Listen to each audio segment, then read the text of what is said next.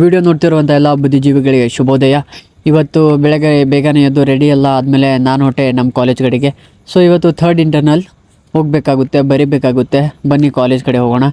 ಕಾಲೇಜ್ಗಂತೂ ಬಂದಾಯಿತು ಇವತ್ತು ಬೇಗನೆ. ಸ್ವಲ್ಪ ಓದ್ಕೋಬೇಕು. ನೋಡಿ ಅವರು ಸುತ್ತಾಡ್ತವ್ರೆ ಓದೋಕ್ಕೆ ಬರ್ತೀನಂತ.